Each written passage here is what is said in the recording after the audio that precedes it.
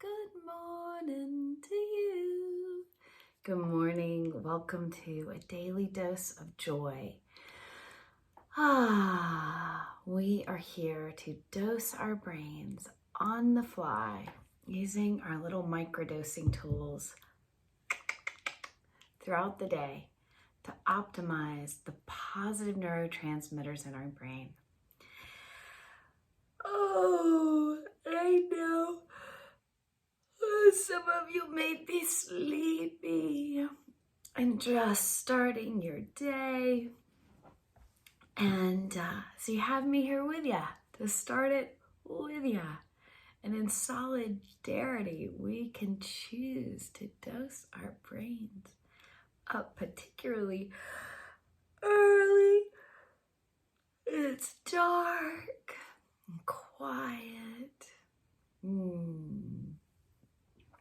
But I think a little Whoopsie Daisy story is meant to be shared and kind of percolate and get things moving in the morning, get my little bit of extra laughter going.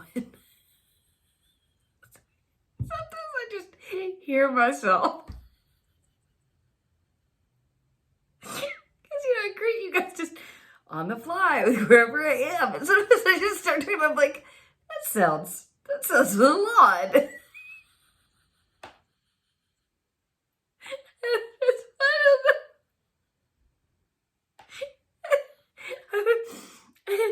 This doesn't have much caffeine in it, but maybe I should have some more.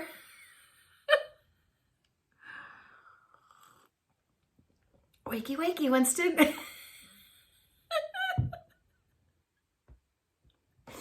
Okay, so you can use this Whoopsie Daisy tool since you're listening to me.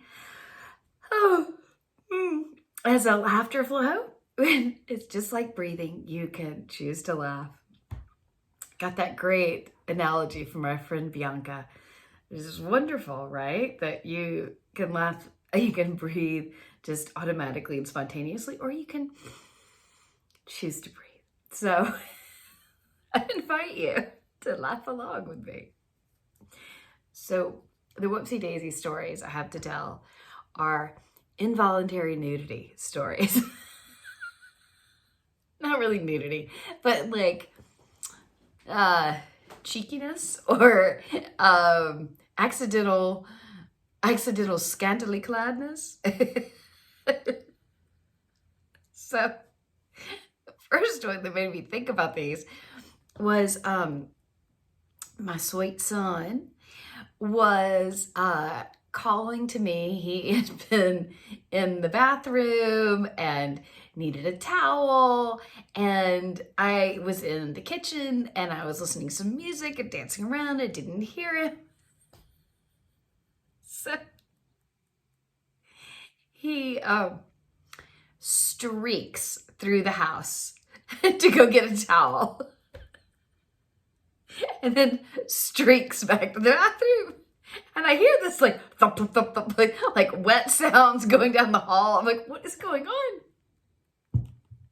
What he didn't realize is it was dark and we hadn't closed the curtains yet.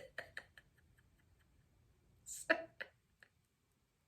I mean, I didn't see him, but apparently now we're going to be those people in the neighborhood with the streaker in the house. And he was like, what? When I told him, I was like, I didn't think you realized what you did. Because he just ran right by these windows that were right open. And we have a lovely little bungalow, but in a quaint, forested, it has a city of the forest, so there's bushes and flowering shrubs and stuff between him and the sidewalk. But it's an urban, in-town, walkable neighborhood. Easily could have been somebody walking on the sidewalk. He's like, huh? Whoopsie Daisy. Was all I could tell him. We just had a great laugh once he was, over his initial concern. So that's one. You see, he was an unintentional streaker. One accidental nudity story. The other one was really funny. A friend of mine, excuse me, was telling me a kind of a flashback. She said it was just when skinny jeans came out. And so she decided that she was going to turn her jeans into skinny jeans. And I think she was a high schooler, maybe in college, but she didn't really know how to sew. But she really wanted to convert her skin to her jeans. She was going to this big concert with her friends. She really wanted to wear skinny jeans. So she gets, I think it's duct tape. Duct tape some kind of tape. So she cuts the inside seam out of the jeans and then duct tape them on the inside, like hidden inside. She creates, so instead of sewing them, she duct tapes them together on the inside. Can't have been duct tape. That stuff is super strong. Some kind of tape. And she goes to the concert. Well, this is like the best concert ever. And she ends up getting up on stage and she's getting to sing and dance. But it's hot and sweaty and everyone is dancing. It's very, very sweaty. So apparently the tape is maybe not holding as well as she had hoped or planned. But then she crowd surfs for the first time in her life. Like, freeform onto this crowd of people. And as she's being passed, hand over hand, she starts realizing that the jeans, I guess she'd cut the outside seams too, because they just started to flop apart. And it just was like she was wearing chaps, and luckily had on some pretty sturdy, colorful underwear, but whoopsie daisy, I mean, what do you do when your clothes disintegrate around you as you're crowd surfing? Oh well. Whoopsie daisy.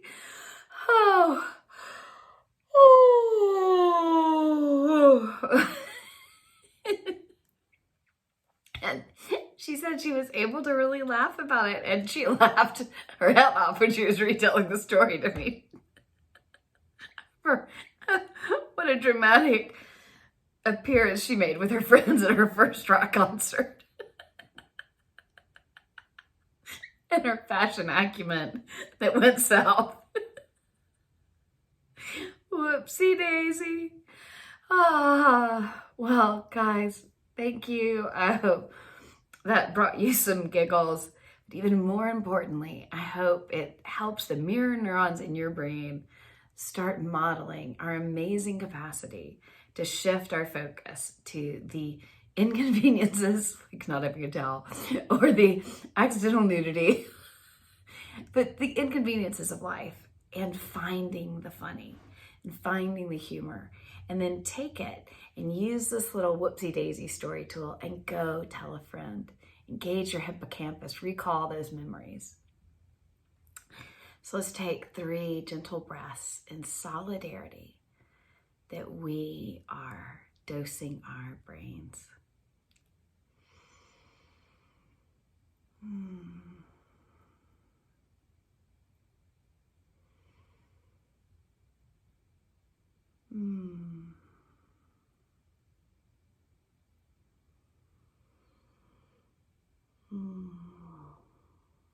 Little by little, every day, even if it doesn't give you the big swell of deep, ooey gooey feeling of a dosed brain every time, that's okay. That's part of the journey.